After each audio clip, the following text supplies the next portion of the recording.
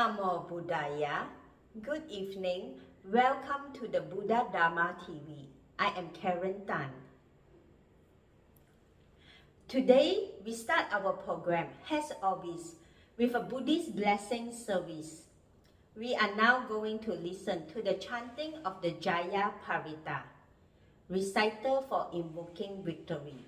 To benefit the desired expectations, please listen to the chanting mindfully, calmly, and with due veneration. Siriditi matite jo jaya siddhi mahiddi mahagunang aparimita punyadhikarassa sabbantharaya nivarana samattassa bhagavato arahato Samma sambuddhassa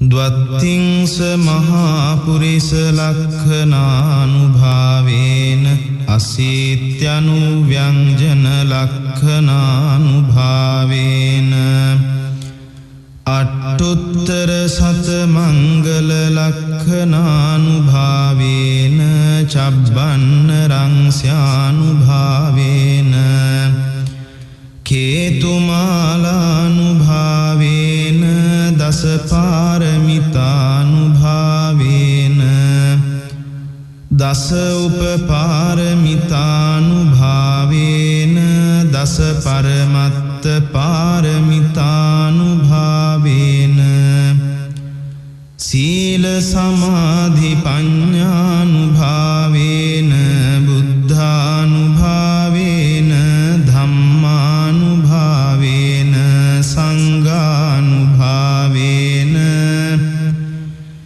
tejanubhavena idyanubhavena balanubhavena nyaya dhammanubhavena chaturasiti sahassa dhammakhandanubhavena navalokuttara dhammanubhavena attangika magganubhavena atta samapatyanubhavena chalabhinnyanubhavena metta karuna mudita upekkanubhavena sabba paramitanubhavena ratanataya sarananubhavena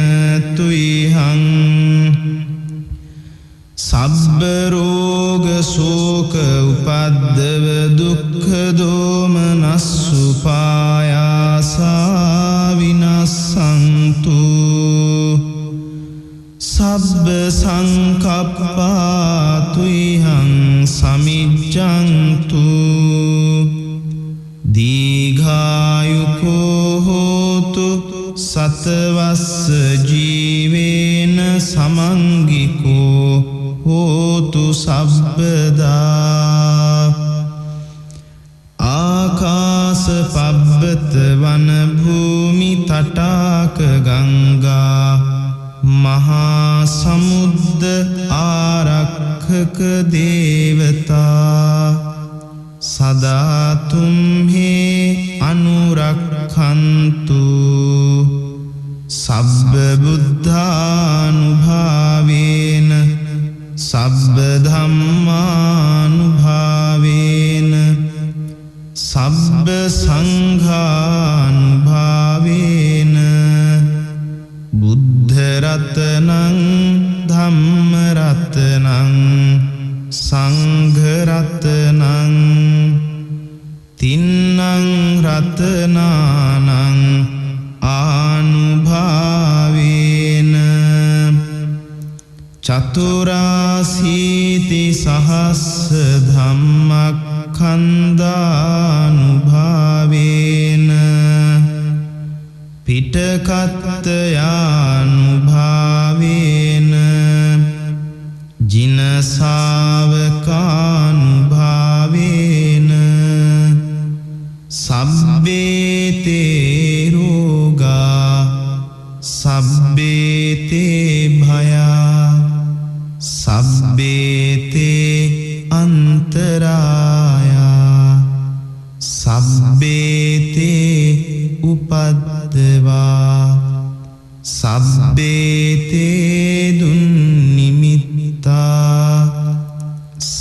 sabbete avamangala vinassantu ආයු වඩ්ඩකෝ ධන වඩ්ඩකෝ සිරි වඩ්ඩකෝ යස වඩ්ඩකෝ බල වඩ්ඩකෝ වන්න වඩ්ඩකෝ සුඛ වඩ්ඩකෝ හෝතු සබ්බදා. Our next segment features Venerable Ajahn Brahmali as he touches a rare topic: what is and isn't a jhana. There was a very good response to his Dhamma talk. On the Venerable takes us deep into the teachings of the Buddha, as the Venerable Ajahn Brahmali talks about jhana levels. Let's now enjoy the Master's talks mindfully. It is the second part of his sermon. Taking this a little bit further, how can we approach the idea of what the jhanas really are in Buddhism, what is not and what is a jhana? And one of the ways of doing this, that is always the most powerful way, is to remember, first of all, what are the sources of knowledge that we have available. The most powerful source of the knowledge is the word of the Buddha in the suttas, the discourses. Secondary knowledge is things that teachers will say, teachers that you have some degree of confidence in, that they have access to these kind of meditations because they have the personal qualities that suggest that they have deep meditation. But first of all, and then lastly, comes your own experience, which of course also matters. So what does the Buddha say about these teachings or about these jhanas? How are they described in the suttas? So they are described as uttari mandusa dhamma. Uttari mandusa dhamma means basically superhuman qualities. Qualities beyond ordinary human beings, that suggests that we should be entering something which is beyond our ordinary life, outside of our ordinary experience. It is the Allang Arya Nanadasana Vises that I mentioned before, the distinction in knowledge and vision worthy of the noble ones.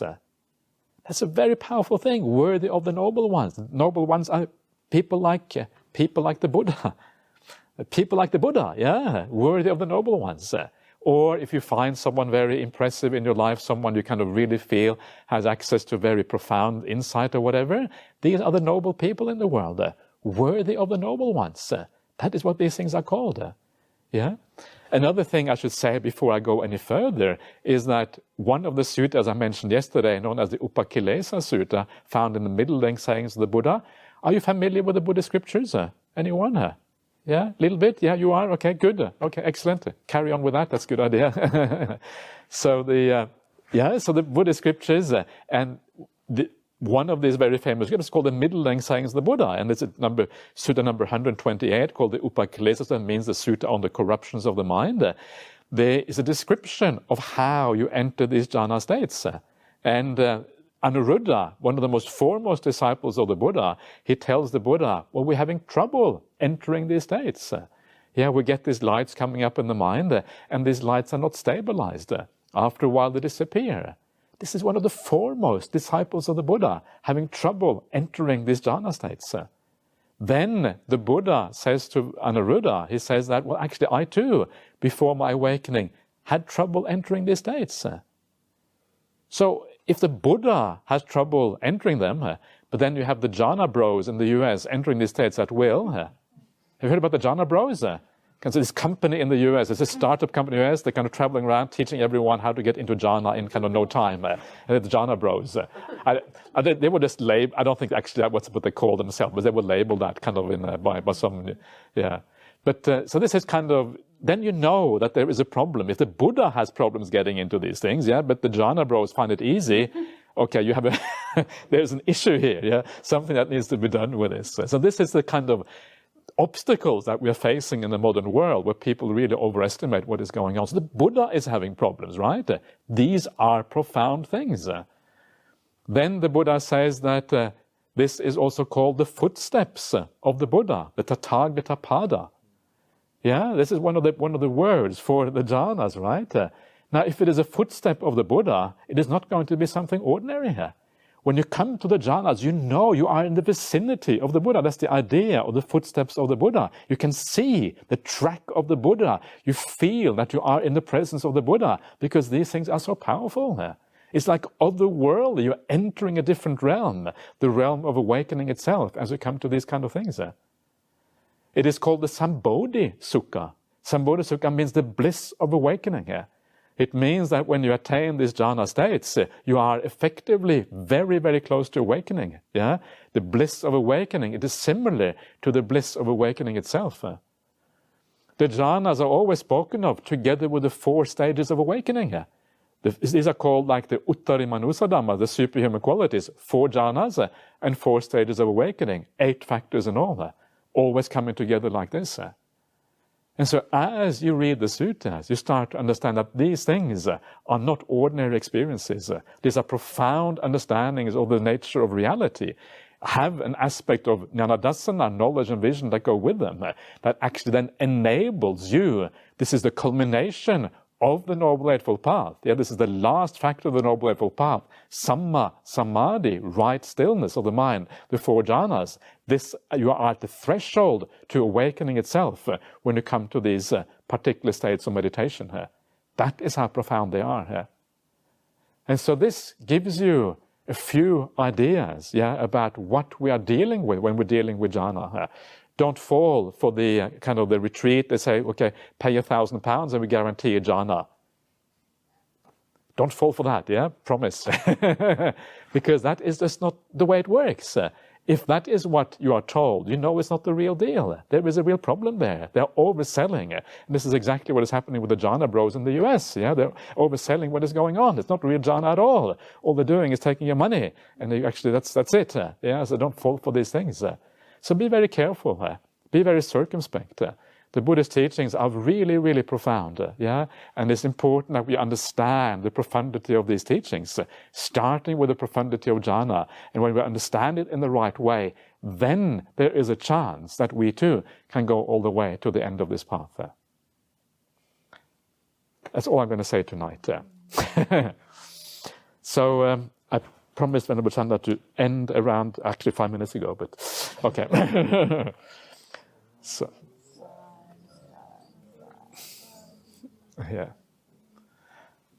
So I hope I haven't bamboozled you completely with this, and that you are still okay with that.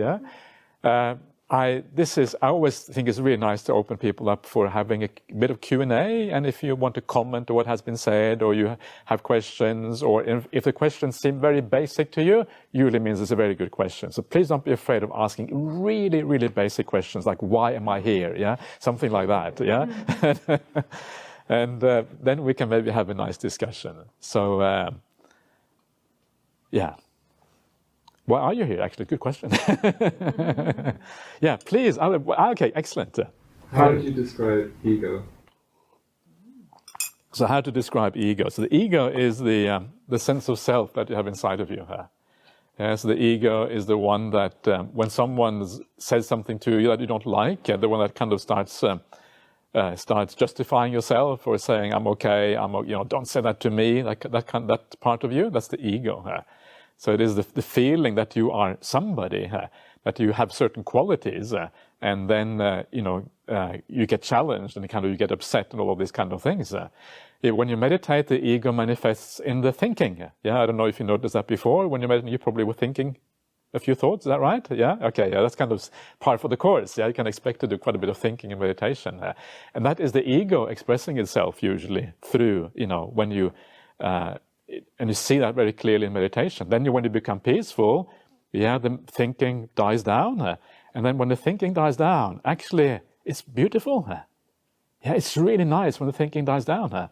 And then you realize that the ego is a nuisance. That's kind of the beginning of understanding that the ego is a nuisance.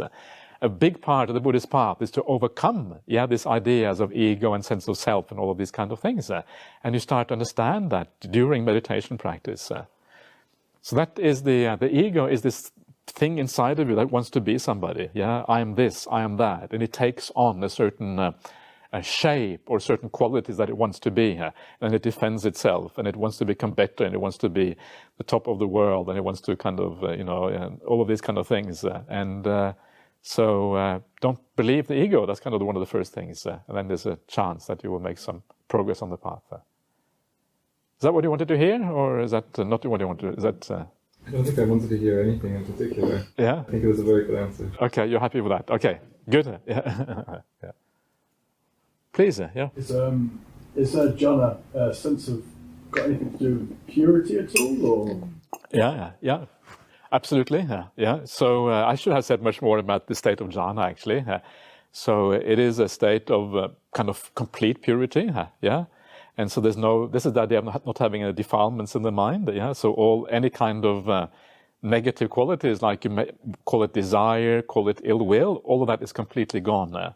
And so the mind is very, very bright, very, very powerful. There's a feeling, very powerful feeling of purity within her. And because of that purity, you also feel incredible joy. Yeah, that comes with that purity. So joy and happiness arises precisely because of that purity. And then because of that joy and happiness, and because of the purity, the mind tends to become unified. And so a state of jhana is a state where the mind is completely unified. This is one of the words for these experiences is non-duality. This is what you find, especially in the Hindu tradition, talking about non-duality. A non-dual state of mind is where the sense of observer and the object has disappeared. So object and observer is one thing here. Yeah, and that's kind of, you never had that experience before, right? This is kind of completely different from what has ever happened before. And because of that, they are otherworldly experiences, because we never had anything like that before. So this is all the things that kind of come together in the jhana. Many people think they are God when they come into a jhana. Yeah, so if you want to be God, that is the way to go. Yeah, and from a Buddhist point of view, that's exactly the idea. Because when you come to these kind of states, if you then get reborn later on, according to those states, you get reborn in a kind of very, very high, a very rarefied realm. Yeah, where basically you are very powerful, and you feel like you are God or whatever it might be. So if you think you are God, then it's a good starting point, but it's not the end of it, yeah, because it's actually still wrong. You're not actually God, even though you might think you're God. But this is the sense of having incredible powers, yeah, being very, very powerful, etc. So all of these things come together there. Yeah. So, please, yeah. Still have problems of this idea of grasping jhana, something aiming for, to balance it against acceptance. Yeah. It's sort of, I don't know what to do with that. Don't know what to do with that. Okay. So what you do with that is that the way that jhana comes about is always by putting in the causes. Yeah. So come back to causes instead of actually looking for where you want to go, and you achieve what you achieve what the path gives you by putting in place the causes. And what you're doing when you kind of get excited about your meditation going well or whatever, is the ego is kind of putting its little kind of fingers in there and trying to control things. Excitement comes from the ego. The ego thinks, yeah, I'm going to get this, yeah. And that's kind of the issue, and destroys the whole thing. So the ego is a serious problem.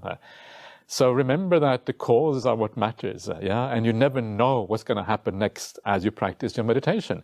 And because you never know, it's madness to have any kind of expectations, because you don't know.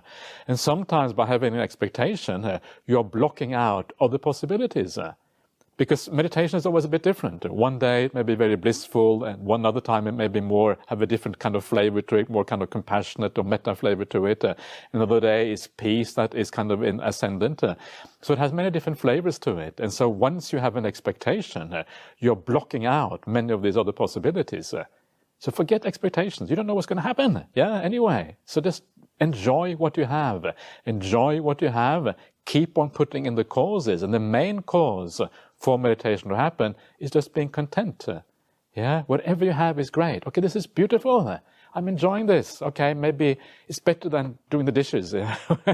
Or whatever it is. Yeah, putting aside the whole world and just enjoying what I have now.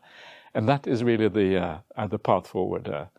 Yeah, so forget this whole expectation thing is terrible, and it's really, really a bad idea. So, yeah. So thank you for that. Please.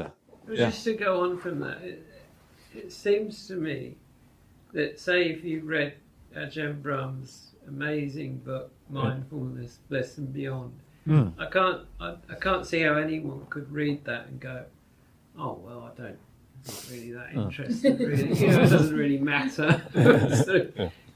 But is it not the case that you can have some sort of sense of, wouldn't mind moving towards that, so long as when you actually do the practice, then you need to put all that stuff to one side.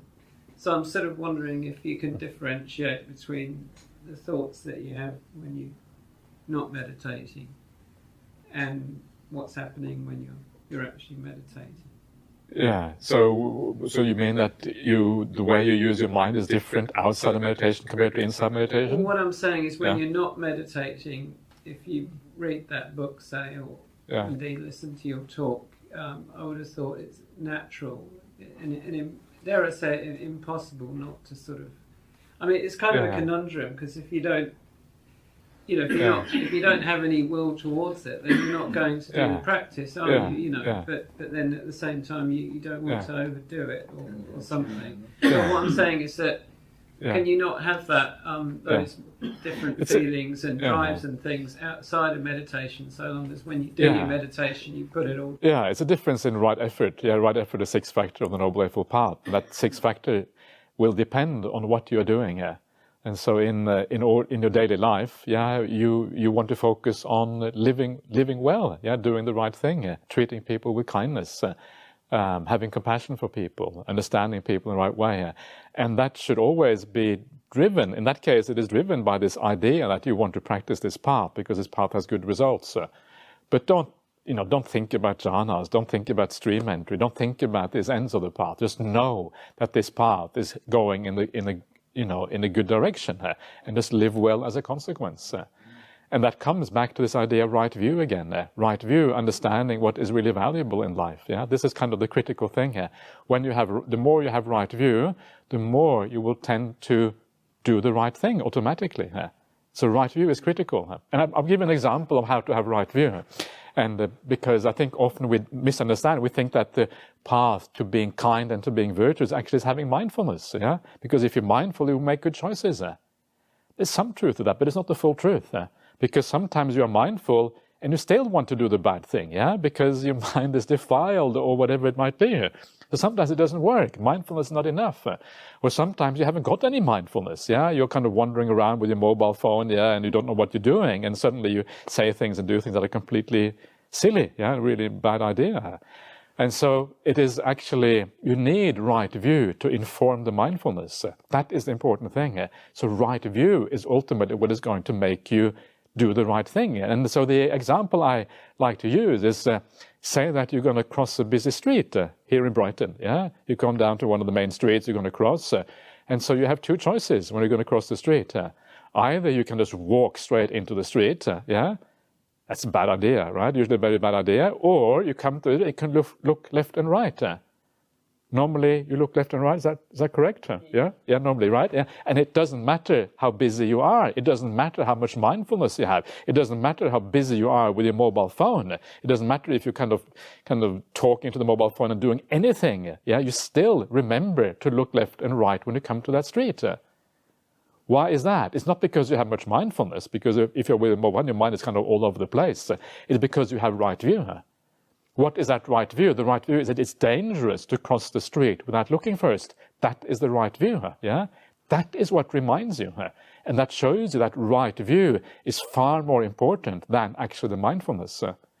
And so when it comes to the practice of the spiritual path, every time you want to say something or you want to do something, the question should always, this is dangerous.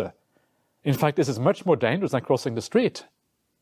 if you cross the street, you might die. Okay, it's a big deal, right? You kind of come up on the other end again. You can't carry on your practice. So dying is kind of par for the course anyway. You've got to die, yeah?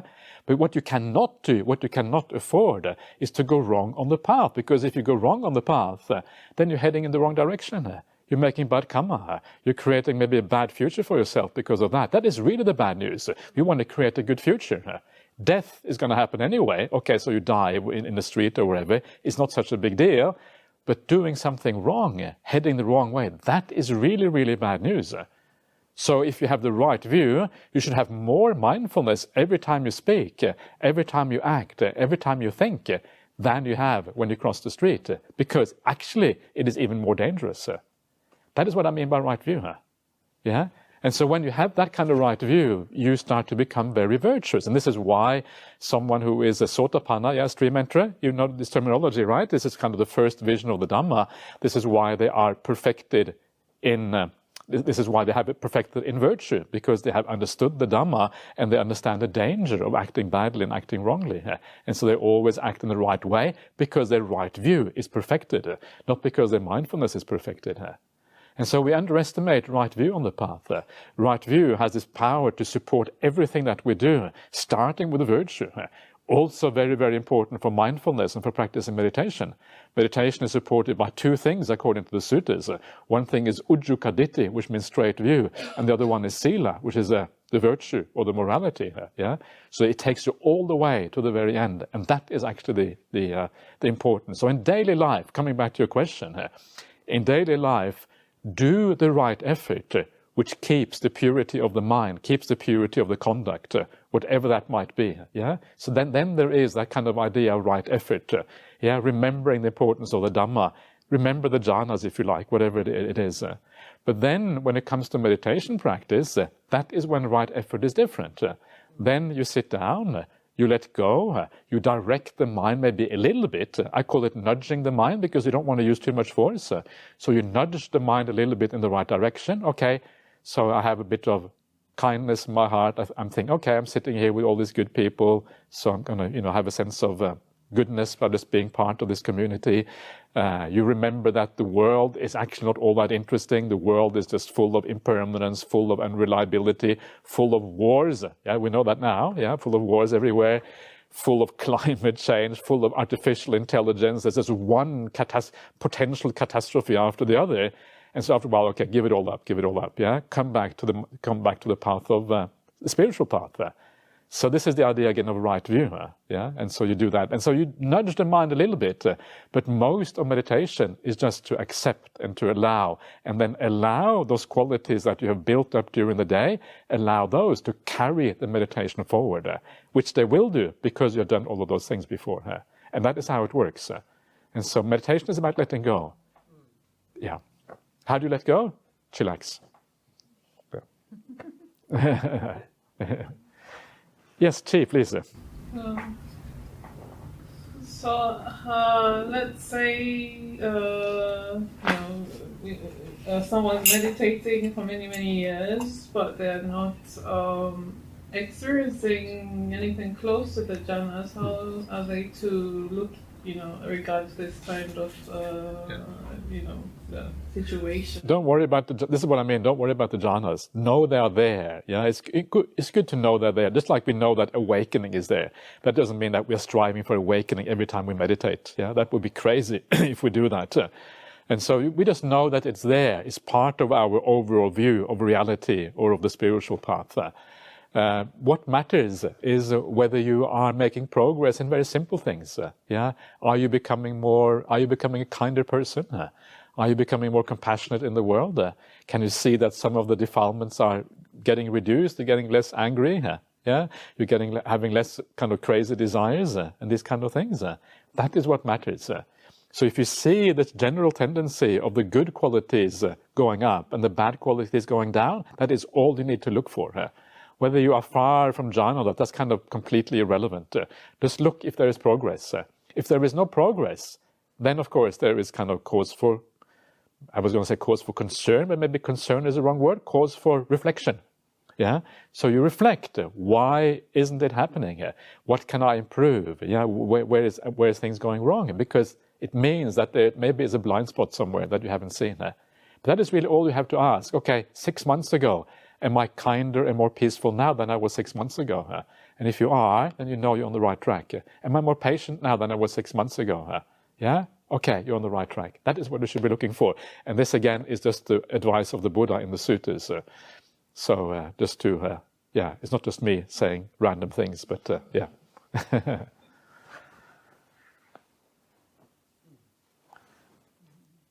Yeah, please.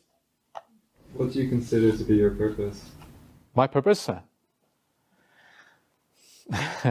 So the purpose is, it depends what you're doing, but the purpose of life, yeah, if you want to think about the purpose of life, is to find the meaning of life. Yeah, and the spiritual path of the Buddha is the answer to the meaning of life, that question of the meaning of life. That is why it is so powerful. And so, and the reason for that, and one way of thinking about that is that according to the Buddha's teachings, it's possible to come to a point where you have no more desires. All craving, all desires are gone. And if all desires are gone, it means you have complete contentment. If you have complete contentment, there's nothing more to be done. Yeah, complete contentment means I can sit here forever. There's nowhere more to go. Yeah, I'm perfectly happy with the way things are. It means you have found the answer to the question of the meaning of life. And that is what the Buddha's teaching is about. That is what I think my life is about. Yeah, that is my purpose ultimately. Right now, my purpose is to give a Dhamma talk, to teach a little bit. But that, even this Dhamma talk, kind of falls into this larger purpose, yeah, of actually discovering the answer to the meaning of life. That is what Buddhism is about. And again, this is, I think, a marketing problem, that we don't actually market these really powerful ideas in Buddhism enough. It is really ultimately about the meaning of life itself. And a lot of people have a problem with finding meaning in life. They wonder, what am I doing here? Yeah, and probably with good reason. Yeah. Well, here is the answer. The answer is right there, in front of you. Yeah.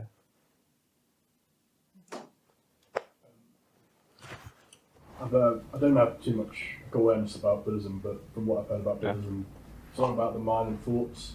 Is there much focus on kind of emotions and kind of how you'd, I don't know, maybe acceptance for your emotions, or like I heard somewhere, like, not too much about Buddhism, but the key to happiness is acceptance. Is it more key to accept your mind or accept your emotions, or is there one that would be preferred to have more focus on, maybe the emotions or the mind? Or emotions are an aspect of the mind, so they go together in a sense, but emotions are incredibly important in Buddhism, really, really important, fundamental. And one of the very important meditation techniques is called the idea of meditating on loving kindness and compassion, and that is really the development of your emotions in a certain direction. And so the first part, accepting your emotions, is kind of the beginning. Yeah. So sometimes you may feel ill will, or sometimes you may have all kind of feelings going on. And so accepting that one has ill will is kind of also is the beginning. Yeah.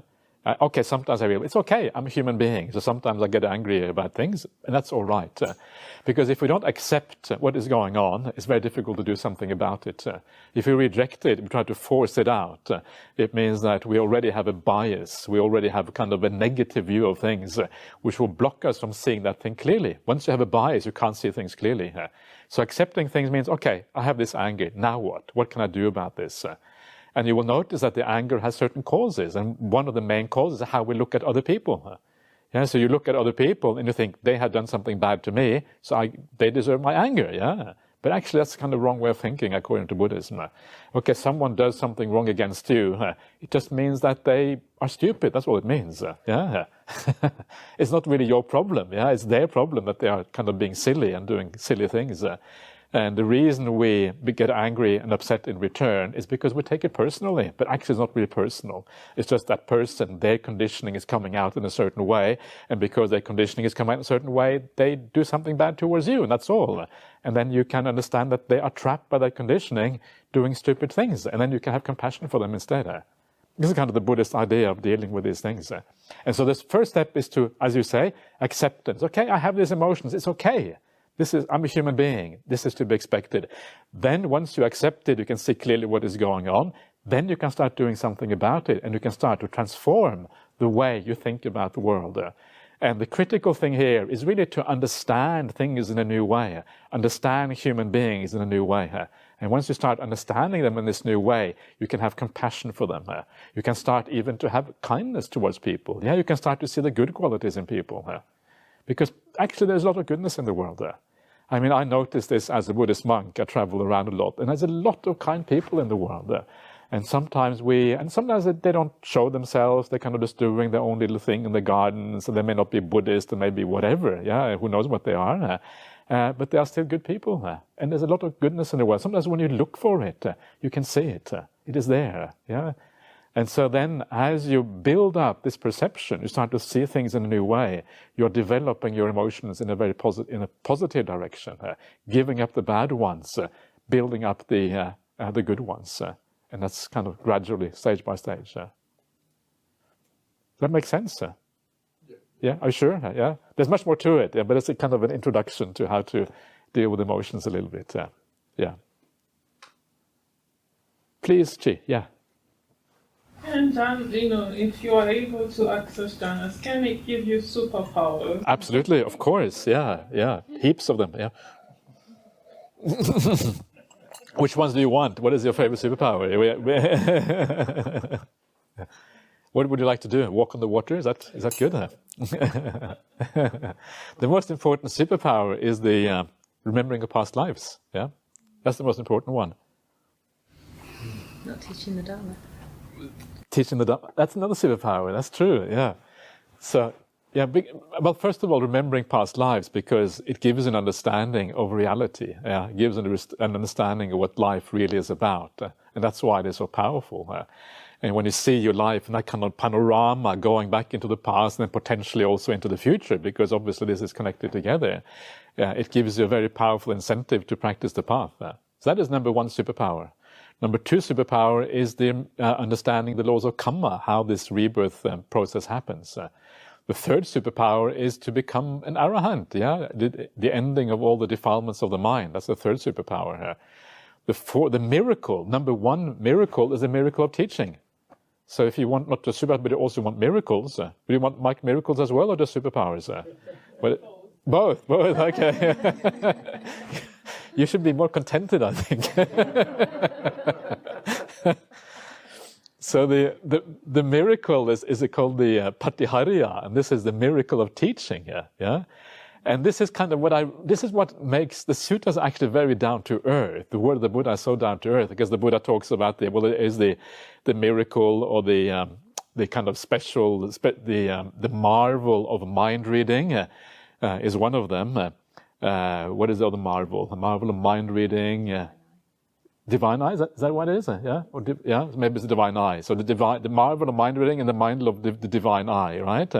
And then there is the marvel of teaching. And the Buddha says, forget about those two other marvels. That's the really amazing one. And the marvel of teaching is that when you teach the Dhamma to people, and the Dhamma is very profound because it has to do with overcoming the sense of self. The overcoming the sense of self is incredibly difficult because it's so deep-rooted in human beings. But when you teach this idea not to grasp, not to desire, and to overcome the sense of self, people can actually do it. That is the marvel of teaching here. So this is kind of this is what I love about the Buddhist teaching. It is so down to earth. Forget about that mind reading stuff. That's kind of irrelevant. Forget about the divine eye. That doesn't really matter. What matters is these very simple things. When you read the qualities of the Buddha in the suttas, you have the itipiso formula, itipiso bhagava arahang samma sambuddho vijja charana sampanno, etc. And when you read this formula, and this formula is the way the Buddha recommends that we should remember the Buddha. What are his qualities? And it's all about insight, understanding, the Buddha as a teacher. There's nothing about supernormal powers. That is not what is important about the Buddha. Maybe he could read our minds, that's what it says in the suttas, but actually that is not really the point of the Buddha. The point is the insight into the nature of reality, and also his abilities as a teacher, consequent upon that insight into the nature of reality.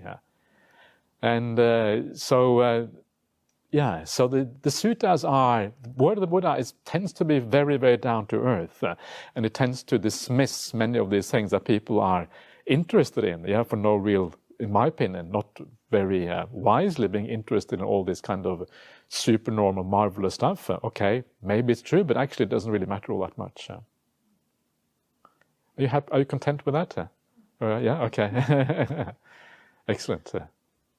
Please. At some point, you remind me of that question you asked at the end of our meditation.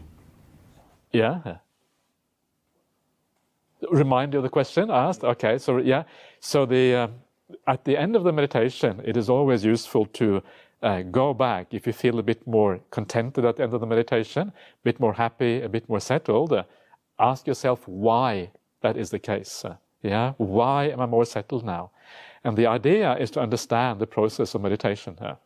And there's two things you will tend to find. One is that you have let go of something. Yeah, so you ask yourself, well, what have I let go of? And then you start to understand what letting go actually means. And what you will find is that letting go is this very, very simple thing. We think that letting go is something very profound and very difficult. But letting go often means just relaxing. Yeah, like the Buddha as a child under the Bodhi tree, not doing anything at all, just being patient, not doing anything.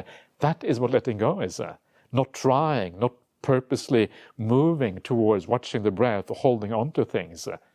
That is the first thing you find. The second thing that you find is that you have been able to point the mind somehow towards happiness or the enjoyment of meditation. Yeah, you found a way of enjoying the present moment.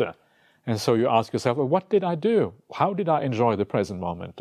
What is it that actually triggered that? Is it because I remember some good deeds I have done in the past? Is it because I felt blessed to have the Dhamma as my teaching? Is it because of the good company? Is it because I had a sense of gratitude? All of these things are ways of giving rise to positive mind states. And so you start to understand, yeah, especially these two things and whatever else also comes in there. And then you... it becomes easier in the future to do it again as a consequence. Okay, very good. Yeah. Do I know you? I seem like I recognize your face, or is that just is it a kind of face familiar to someone? It's from a past life. It's past life. Okay, maybe it is. Probably is actually. Yeah. Is that a claim of supernormal powers, or is it no? Okay. No? Okay. Yeah. Please. I think we should probably wrap up soon. Yeah. Yeah, one or two more. Okay. Yeah. Please. Yeah. Thank you. I'd be interested to hear what you think about. Is what you're talking about? Do you think is compatible with a kind of political engagement in the world? Political engagement. What do you mean by political engagement? You mean like being a politician? Or well, yeah? Possibly. Possibly, yeah. I mean, Okay. that's stretching it. Yeah. But, yeah. Well, I suppose what I'm thinking about is what's happening in Palestine. Yeah. And how can we respond to that? Okay. From the position that you're describing. Yeah. Okay. It's absolutely compatible with political engagement, but I would say instead of thinking of it as political engagement, think of it just as kindness. Yeah. What is the compassionate, what is the kind thing to do in these kind of very difficult situations? And the danger with political engagement is the danger of taking sides. Yeah, so in Palestine, so some people say the Israelis are to blame because the Palestinians are dying in large numbers. But that, from a Buddhist point of view, is the wrong way of thinking about it. So the Israelis are killing Palestinians, we know that much. But the point really is that if you think too much like that, you get upset with the Israelis. And if you get angry with somebody, well, then you are kind of going against the way the Buddha is teaching the path. So much more important there is to try to understand, what is actually going on. And what is going on is a conditioning of people. Yeah, the Israeli people who are doing this, whatever they're doing, they have been conditioned in a certain way. So they are trapped by that conditioning. And now they're doing these killings when they probably don't have much choice. Yeah, the conditioning is so strong. It forces them almost to do that. And once you understand that the conditioning is driving someone else, then you can have compassion for them because they are doing things that maybe deep down they don't really want to do. I don't know about you, but I think most people understand that kindness is the way to being happy. We know that when you treat other people well, you tend to feel good about yourself. And when you know that, and then you know that someone else is doing something bad or something wrong, you know that they're creating suffering for themselves. Anyone who kills someone else, the person who actually has the most suffering is not the victim usually, but the perpetrator usually has more suffering in the long run, because the perpetrator is creating enormous amounts of bad karma. They will feel terrible about themselves somewhere down the track. Whereas the victim, okay, the victim will die, but if they have lived a good life, they will still maybe have a good future afterwards. Yes, there will be grief in the family, there will be grief in the community, but in the long run, it is actually how you live your life is more important for your future than whether you are, the victim or perpetrator in a particular conflict. And once you see it like that, then you can start to have compassion even for the perpetrators. Because you know that they are trapped in a certain way. They're trapped by their views, trapped by their conditioning, trapped by the past. Of course, you can have compassion for the victims, but even for the perpetrators. And then you start to have this ability to combine the spiritual practice with also kind of political engagement, as you say. Yeah, okay, we should do our best to stop what is going on, because it's obviously wrong. But also you understand that actually everyone here has a problem. Everyone here is worthy of compassion from one way, in one viewpoint or another. Something like that. Yeah. Please, yeah. Could you say a few words about working with restlessness? Aha, working with it. Don't work with it, work against it. No. No, actually working with it is really the right word, because working against is like fighting, which is not a good idea. So the thing to do is to try to understand why you are restless. And usually it happens for two reasons. First of all, you're not enjoying the meditation enough, so the mind wants to do something else, right? And that's kind of one reason. So if you can focus on enjoying the meditation, enjoying the little bit of peace that you have, that can already be very, very helpful. The other reason is because you are too interested in things in the world, right? And whatever it might be in the world that kind of occupies your mind.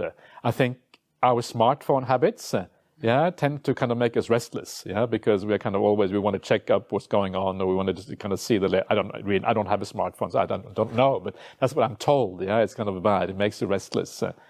And so one thing to do is to take your smartphone and dump it in the ocean. That's a good point. I don't know if that's possible for you, but so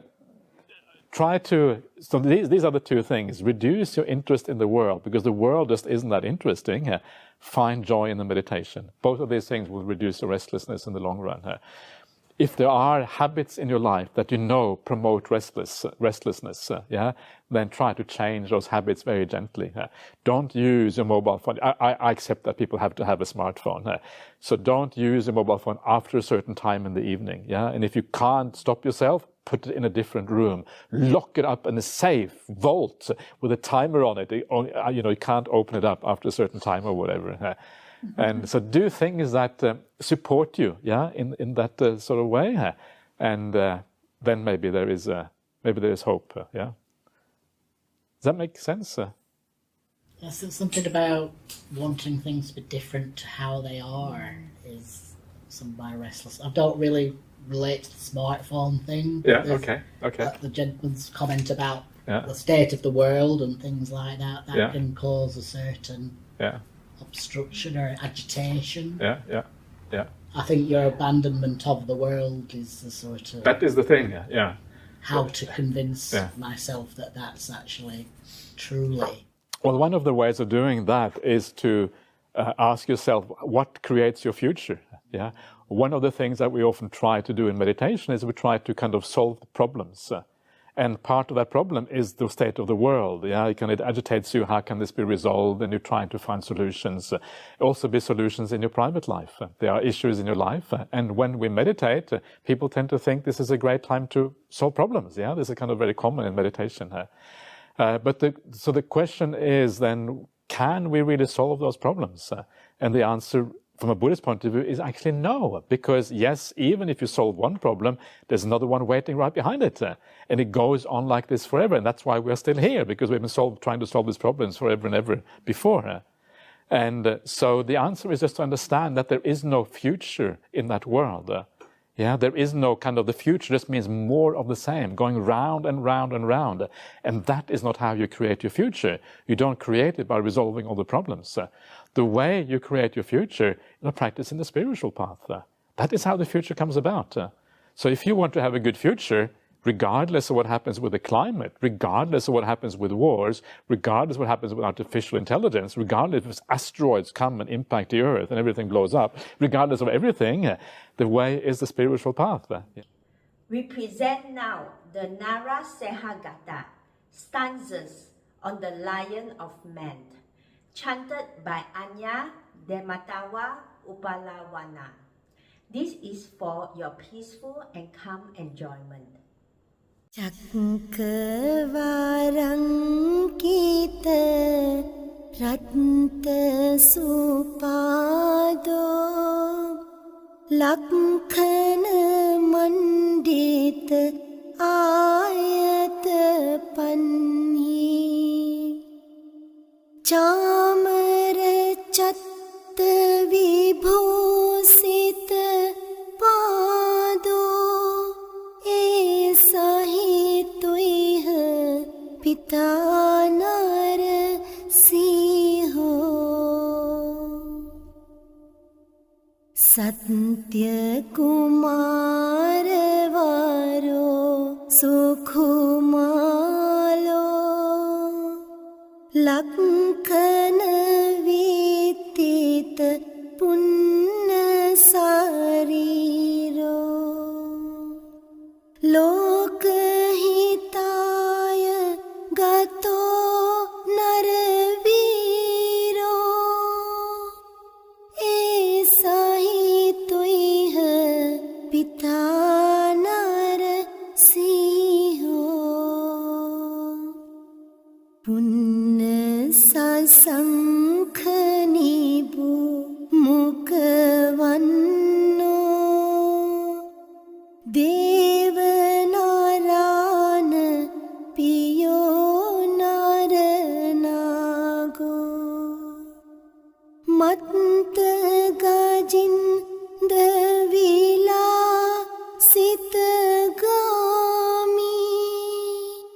Esahi Tuiha Pita Nara Siho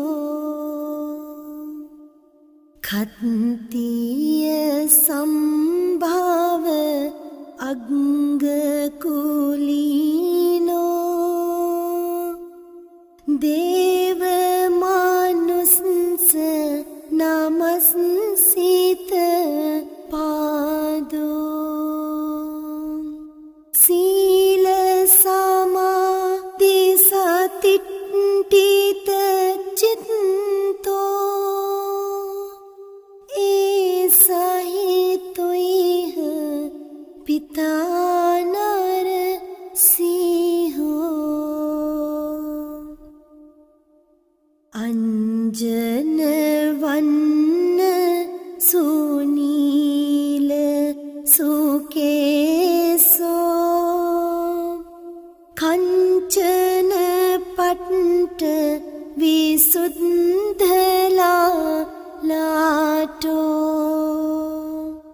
Osadhi Pandara Suddha Suunno Esahi Tuiha Pita Nara Siho Gacchati Nila Pate Viyachando Taragana Pari Vetita Rupo Savaka Majjagato Samanindo Esahi Tuiha Pita Nara Siho. In our upcoming segment, Venerable Ajahn Amara articulates a compelling insight into a very often popular but deep to understand topic, that is Anicha in Pali language, and in English it is impermanence. And the topic is seeing impermanence and becoming free from self-will. The Buddha's teaching, the first part of his sermon, was very deep to understand, but he explained it in a simple language. Let us welcome respectfully the Venerable Ajahn Amaro to enlighten us on this topic, and this is the second part of his enlightening sermon. It was given, it had another name, and in previous centuries, millennia, other names or no name. So we create these names, these designations. We say floor, we say ceiling, we say person, we say microphone, as convenient fictions. They are convenient. They kind of help us to get through a day. And as Luang Por Chah would say, if we didn't have names, life would be very difficult. There'd just be person, person, person, person, person, person, and person.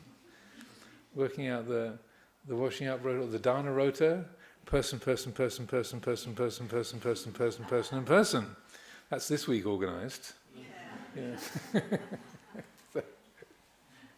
So it's so the Anicha Sanya, the development of that appreciation of uncertainty or impermanence within the southern Buddhist world, that's recognized as that's the main gateway to wisdom, to changing that view, that recognition. Oh, there never was anything that is permanent, that could be permanent, and there never will be. Oh. And so when the mind sees things with wisdom, then that's like an automatic appreciation of the things that are around you, the things that comprise you, the things that you're using, so that the mind holds it in a very, very different way. So, as I was saying to this young gentleman, that was you still can make use of those convenient fictions. We still hold, and the things that we do, the choices we make a difference. And the genuine benefit can be given. That's why the Lord Buddha spoke. That's why he taught for 45 years. He saw that even though words are just conditioned noises, and words and actions can have effects on other beings' minds, and the changes that can be brought about in other beings or in this being are radical, and they're genuine. So the Buddha talked about two kinds of miracle. He said there's two kinds of miracle: the miracle of psychic power and the miracle of instruction. And of those two, the miracle of instruction is superior. That's in the Kevada Sutta, he says that, the Digha Nikaya. So that the miracle of it's amazing. Words are just, they're conditioned things, they're just noises. That certain words can land in certain ears, and they're understood in a certain way, and the result can be total liberation from greed, hatred, and delusion. Amazing. So that's using the patterns of the conditioned world to help the citta to realize the unconditioned. There was even one monk who became enlightened listening to his own Dhamma talk. Venerable Khemaka. So he was very aged and quite ill, and he was persuaded to from his deathbed. His friends had sent a message to ask whether he'd reached the end of his practice, whether he realized enlightenment. And then the young monk who was sent to ask him this question, he said, "Well, tell them no, I haven't finished my work yet." So he goes scooting back to these other elders. They say, "In what way has he not finished his practice yet?" Comes back. They're asking you, in what way have you not finished your practice? Well, I haven't fully let go of all greed, hatred, and delusion. In what way have you not fully let go of greed, hatred, and delusion? And so this runner goes back and forth 3 or 4 times, and finally Venerable Khemaka says, these friends of mine are insufferable. So he gets off his deathbed, walks through the monastery, goes to see his friends who keep sending these questions, and then he gives this really wonderful teaching. He says, I've truly seen the empty nature, the insubstantial nature of the 5 khandhas. There's no attachment to the 5 khandhas, the form, feeling, perception, mental formations, consciousness, but the feeling of I still hovers around. Even though it's not attached to anything in particular, the sense of I and me and mine. It's rather like with a flower, you can smell the fragrance of a flower, but you can't tell whether it comes from the stamens, from the pollen, from the petals, from the sepals, or where it comes from. But you can smell. The smell is there. The fragrance is there. So even though I can't pin down where this feeling of I is attached to the Rupa Vedana Sanya Sankara Vijnana, still this I, me, my feeling hovers around. And as he's giving that Dhamma talk, then his heart is liberated from all greed, hatred and delusion, and some of his friends were as well. So it's a very successful Dhamma talk. So he even got, Venerable Khemaka got enlightened, listening to his own teaching. So that's another, it's kind of a double miracle. Listening to your own instructions, like, oh my goodness, that makes sense. So, but I feel it's helpful to, the English use of the word wisdom is usually to do with some kind of magical powers, or some sort of an old man with a long beard and a pointy hat, or a woman with a strange brews of magical potions in a pot. That a wise woman is conjuring up remedies and such like. So wisdom in the English usage of the word is quite different, has those different associations. Having sort of knowledge about magical, etheric aspects of the universe. So the Buddhist use of the word panya, particularly satipanya, mindfulness and wisdom, I think it's helpful to understand it's not about knowledge, it's not about information, it's about awareness. Principally is the quality of awakened awareness itself. But it's an awareness not just that's recording data, but it's an awareness of the nature of all experience, the fundamental nature of all experience as being empty, insubstantial, and that. So it's an awakened awareness of things seen in their true light, I would say. So it's to go beyond that default habit. Oh, absolutely. Yeah, which is a real challenge. And it's where education is an obstacle. So the more information you've got, the more you've taken refuge in conceptual understanding. I'm not putting down educational system. There's probably a few lecturers and professors and school teachers here. So, but it is because the mind easily takes refuge in conceptual understanding and having an explanation, having a reason, having information. And I'm aware of this. I grew up wanting to know everything. I used to read encyclopedias when I was a small child. I just sit down and sort of have a volume of the Britannica on my lap at the age of 7 or 8. Just trying to learn everything, wanting to have an answer for everything. So I understand about taking refuge in knowledge and information. And that when the more that becomes a well-worn track, and the more that your mind is able to make a case for anything and everything, then that well-worn track means the mind will easily go in that direction. To not go in that direction, to not follow that habit, but to step back and to apply mindfulness and wisdom itself. Catch-22, because the well-known track is there, but it's trying to not go that way and go this way. Indeed, it's so the mind easily goes to having an idea about reality rather than being awake. I mean, even in meditation, it's you can find yourself the mind in that sort of that there's a clear moment.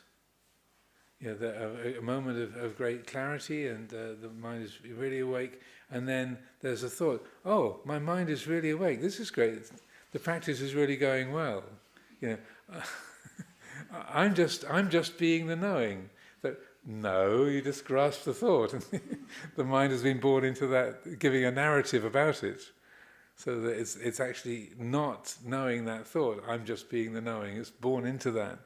So the challenge is always to, as it were, stay at the back wall of awareness, and not to be born into the easy commentating about it. Or so it's discipline and effort. Discipline and effort, absolutely. Yeah.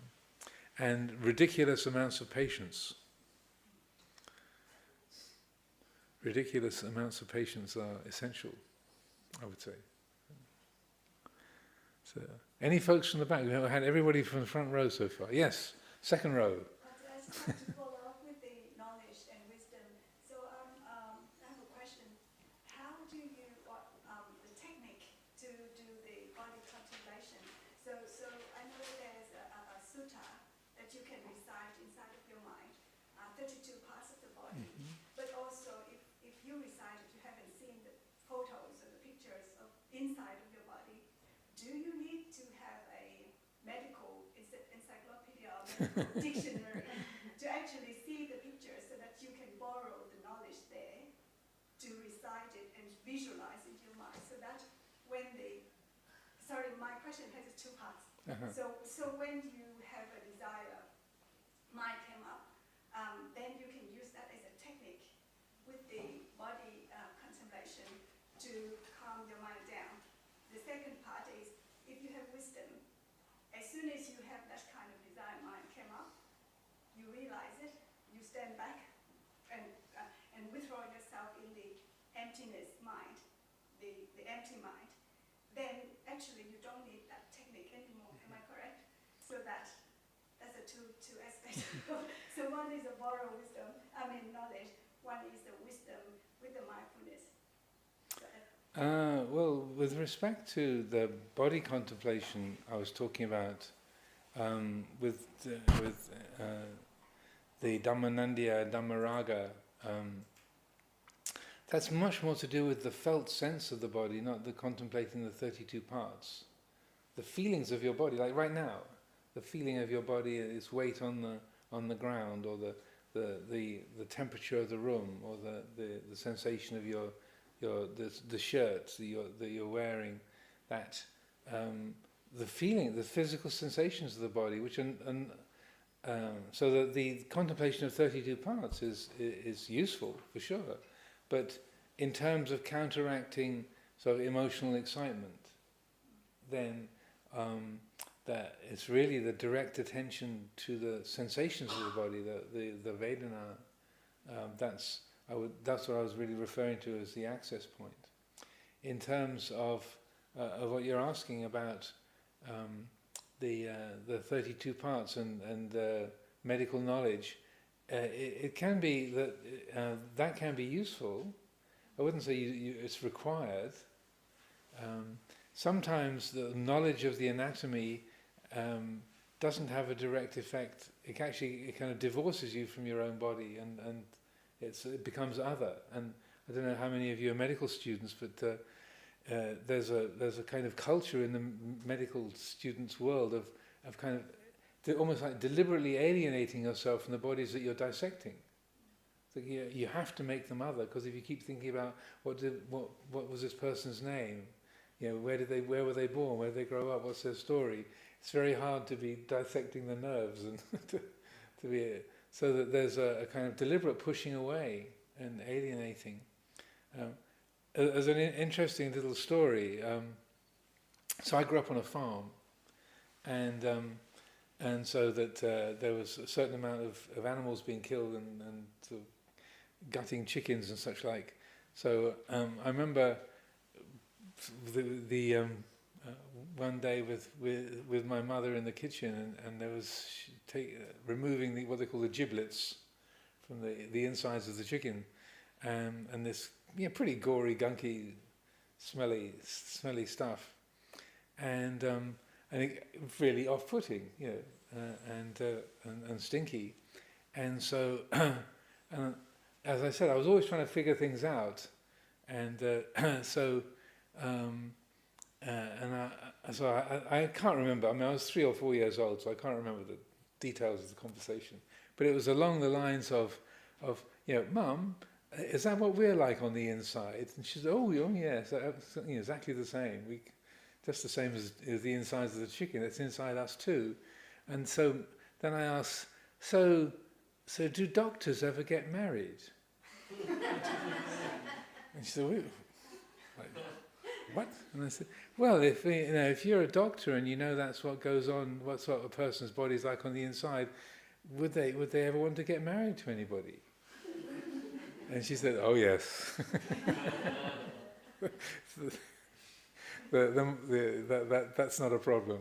Oh, but if they know that's what somebody looks like on the inside, how could they fall in love with them? So I was about 3 or 4 at that point. So she said, don't worry, it's not a problem. So, yeah. And then she said, remember Dr. Stewart, he's your friend Robert and his little brother, their dad's the doctor. Oh yeah, that's right, he's married. Yeah. So later on I realized it was that kind of the mind could make different sections. It could divide itself. But something in me was ready for the contemplation of the 32 parts at a very young age. But if you know what it's like on the inside, why would you be attracted to the outside? That was my logic at that age. So as I grew up, I realized it's more complicated than that. So anyway, the second part of your question was what? If you have wisdom, so as you know about your mindfulness, as soon as you have the desire might come up inside of you, like a desire of your body, desire of different sense or something, and then if you got that, then you use your mindfulness, you go back inside of your emptiness, your mindfulness, then that will be disappear straight away. So therefore, the 32 parts of the body won't work anymore if you have the wisdom by that situation, by then. If the wisdom faculty is that fully developed, I would say that the contemplation of the 32 parts, they're still there, they haven't vanished, but that wouldn't really be so necessary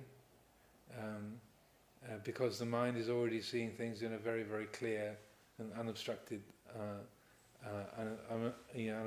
way. And so, but I would say that level of mindfulness and wisdom is rare in the world. That's not easy to establish that where it's sort of automatic. More often, the attention gets caught by an attractive object, an attractive person, and then there's at least a little while, sometimes a long while, before the mind goes, oh yes, of course, there's a pancreas in there, a pair of kidneys, that's less appealing, all right. And then, so that kind of automatically seeing and recognizing things from the place of wisdom and seeing the empty nature of the skin and the bones and all of the physical fabric of other beings, that's I would say quite a high level of consistency in wisdom. That's if that can be established, great. Sadhu. But it's not easy to establish that kind of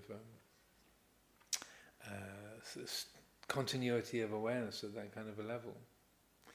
Most of us, for moments here and there, or particularly in meditation, it's like, well, of course, duh.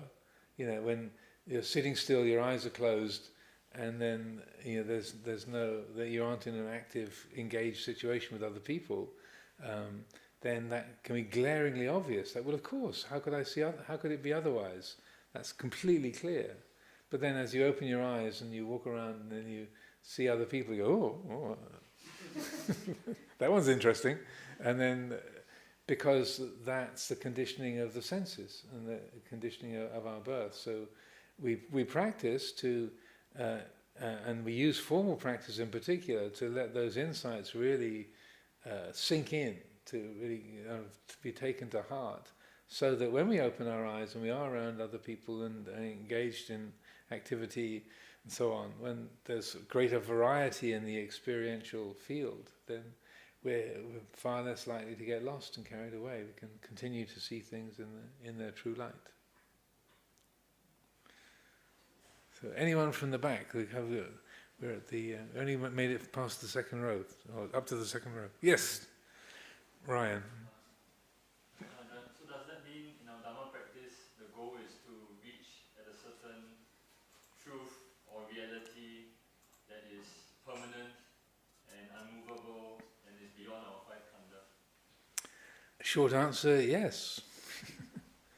I feel that I often quote that dialogue between the Buddha and Vacchagotta in the discourse of called Vacchagotta and Fire, the Agi Vacchagotta Sutta, number 72 in the Majjhima Nikaya, and that because I feel that in that's a particularly clear way that the Buddha speaks about his own experience and his own nature, and that how the Tathagata, that awake, aware, that embodied quality of a wakeful awareness, it can't be measured in terms of the five khandhas: form, feeling, perception, mental formations, consciousness.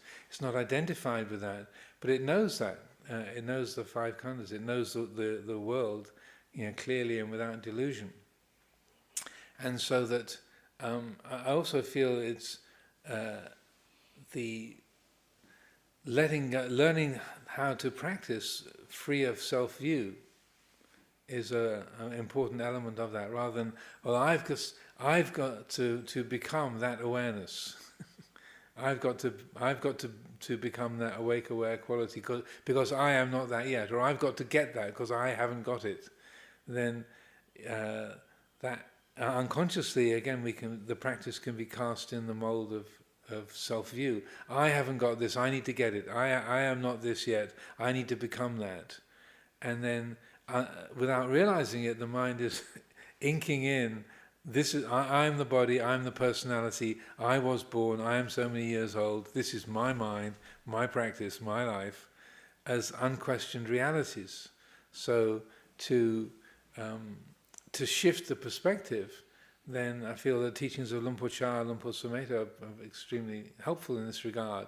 So that Luang Por Chah would talk about being Dhamma, not becoming Dhamma, but hearing Dhamma, practicing Dhamma, realizing Dhamma, and then being Dhamma. So that rather than not becoming, as if it wasn't the case already, but realizing, oh, this is what this being has been all along, that every aspect of this body, this mind is part of nature. Dhamma is nature, nature is Dhamma. So realizing all along the nature of mind is Dhamma.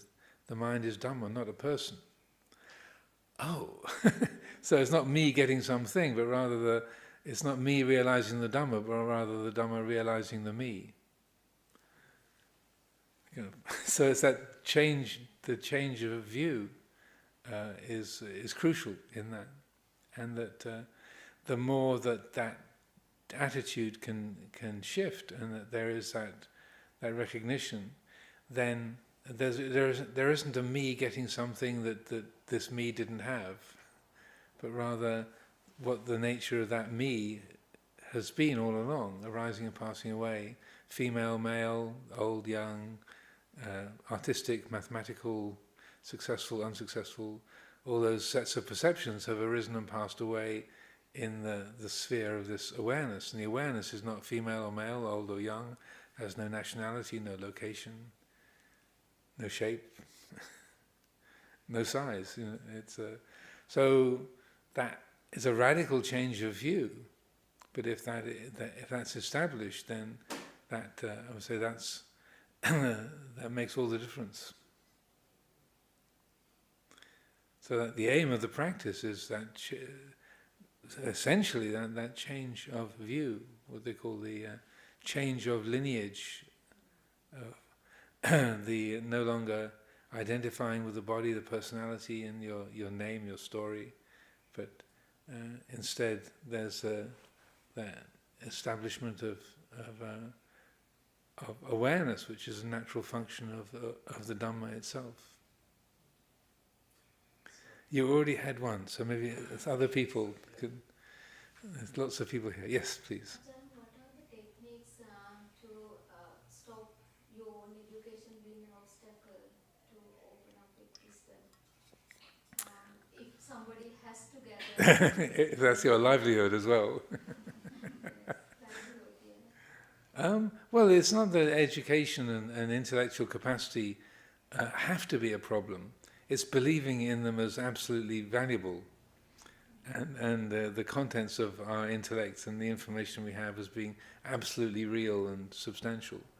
So that if there's a recognition that our knowledge is limited, and that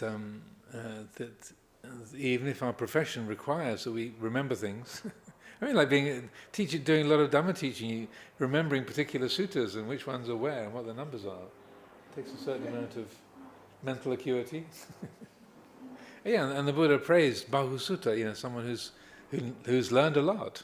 That Bahusutta is a quality that the Buddha praised, but it's keeping it in context. So one of the ways that we can say keep things balanced is to engage in things which are non-conceptual, non-verbal, like physical sports. Like getting out, going running, climbing mountains, physical engagement, going swimming in the sea.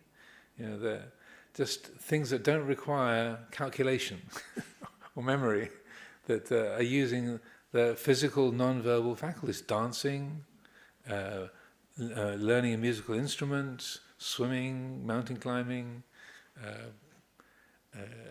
rock climbing, these kind of things. They're involving the body and involving non-conceptual, non-verbal aspects of the mind.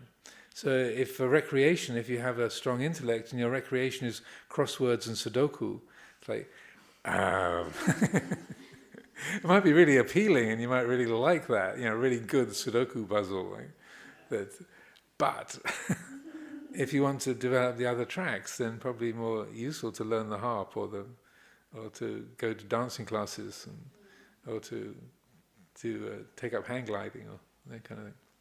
So that you're involving the whole body, and you're not using a lot of the conceptual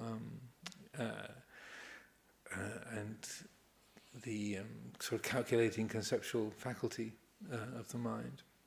So, I mean, I would leave it to people to make their own choices, but I would say that's what helps to balance things out. Like Richard Feynman, who was one of the world's leading physicists, he was a very keen drummer.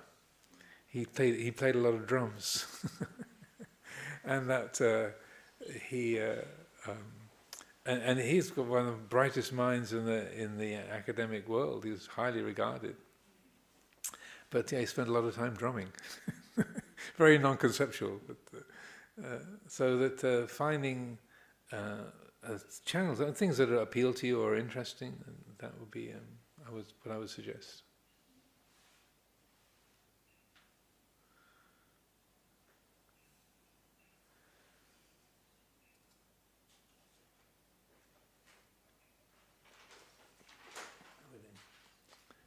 Okay, the young gentleman in the front row, you can have one more.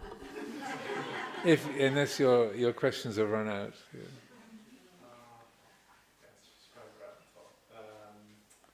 So you said that you're just moving away from the egocentrics and not seeing self as just thinking like I and things.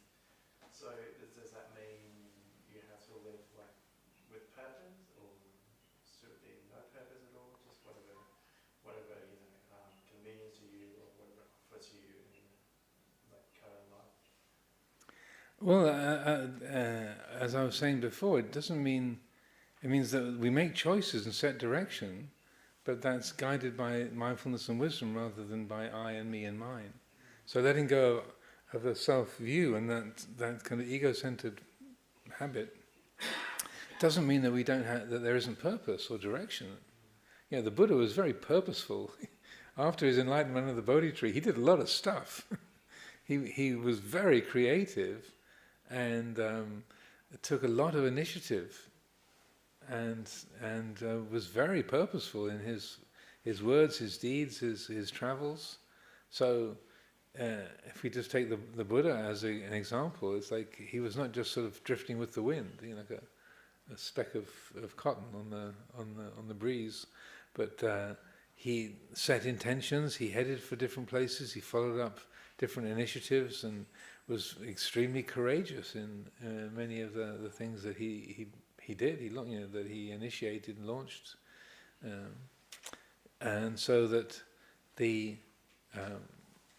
as I was saying, the skill of learning to be guided by mindfulness and wisdom, rather than me and my plans and my preferences, that takes a lot of formal practice, I would say. Just sitting, doing sitting and walking meditation, watching the mind and learning that skill of action being guided by mindfulness and wisdom, rather than by I and me and mine. And also, if things go too far towards passivity, like towards sort of, well, I'm practicing letting go, I'm practicing non-attachment, and then it's being swept along by things, then to recognize, well, wait a minute, I'm abdicating from my ability to act and choose. Because oftentimes, as I said, oftentimes people assume any kind of choosing or decision-making is filled with tanha, with craving, but it's not the case. Otherwise there couldn't be samma sankappa, there couldn't be right resolution, right intention. So the setting of a direction in life, if that's based on mindfulness and wisdom, rather than me and mine, then we are. As that skill is developed, then life can be given a lot of direction, and it can be quite courageous. So sometimes people feel that any kind of action, any kind of choosing is anathema, is kind of against the Buddha's way. So no desires, no goal, no path, no practitioner, no nothing. And then we kind of freeze, or just sort of... but I would say that's a wrong grasping, a wrong understanding. Because so I don't want to interfere with the way things are, I'm just observing the way things are, just being with the way things are. But your capacity to act is part of the way things are. Your mind, your body is also part of the way things are. So, and I feel this is very often misunderstood, that rather than that your actions and your words disturbing the universe or interfering with the way things are, it's recognizing that no, these actions and these words are part of the way things are. These attitudes are part of the way things are. So that's why there's samma sankappa, samma vayamo in the Eightfold Path. That the direction can be given, action can be taken. That's completely in harmony with Dhamma. That doesn't produce any kind of suffering at all. It's like another T.S. Eliot poem, the love song of J. Alfred Prufrock. Do I dare disturb the universe? I say, well, that's a wrong one, Mr. Eliot. Or maybe he spelled it out because he was meaning the opposite. Sometimes poets are like that. So, do I dare disturb the universe? And it's like, well, no, you are the universe. As if, like, should I take action and do something, and that if I do something, that will disturb the universe? And I would say, well, maybe I can't read T.S. Eliot's mind or what he meant, but I would say no, that we are the universe, and that our actions and our words don't necessarily disturb, because they're a part of it. And I feel that when we talk about non-attachment or letting go, non-entanglement, people can pick that up and misinterpret that as a kind of passivity, just sort of freezing and just don't do anything. But I would say that's an incorrect understanding. So that the other day, I think maybe a couple of days ago, I was talking about the example of the Lord Buddha. He had chronic back pain. So sometimes, there's about 6, 7, 8 instances in the suttas where he turns to Mahakachana or Sariputta or Ananda and says, Sariputta, my back is paining me. Yeah? I'm going to lie down and stretch it. The assembly is still awake. Please carry on giving them a Dhamma talk. And this is the Lord Buddha interrupting a Dhamma talk to go and lie down and stretch his back because his back is hurt, is painful. So to me, I think that's a great example of readiness to take action, to deal with suffering, and that his practice of non-attachment at that moment was to take action, to stop giving the Dhamma talk, get off the Dhamma seat, go and lie down, stretch his back to ease the pains that were there. But he wasn't creating a problem out of it. He wasn't. But he wasn't just going to carry on giving a Dhamma talk and ignore the painful feelings, which you would have thought, well, if he was really unattached, then he wouldn't have done anything. But I feel it's a really good example that sometimes non-attachment means take action. It doesn't mean be passive. It means get up and do something, like stop the talk, get up, go to a private area and lie down and stretch your back. So sometimes a kind of languaging, non-attachment, letting go can be misinterpreted, and that when we're practicing non-attachment, we can end up being more engaged, more involved, and taking more risks than if we are not practicing non-attachment. So I feel that's a good place to draw things to a close for today. Thank you for your good questions. Andamayang Dhammo Vadakataya Sadhokarang Tadamase Sadhu Sadhu Sadhu Anumodami.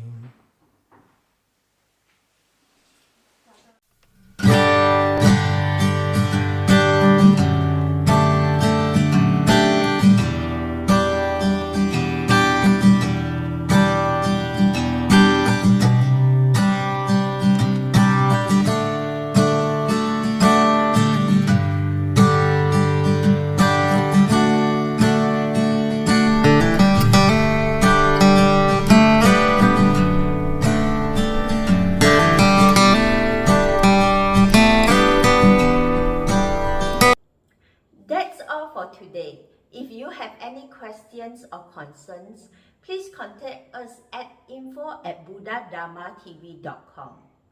We work hard to share the noble, peaceful, and sublime teachings of the Buddha with you, and helping you persuade the spiritual path under his wisdom.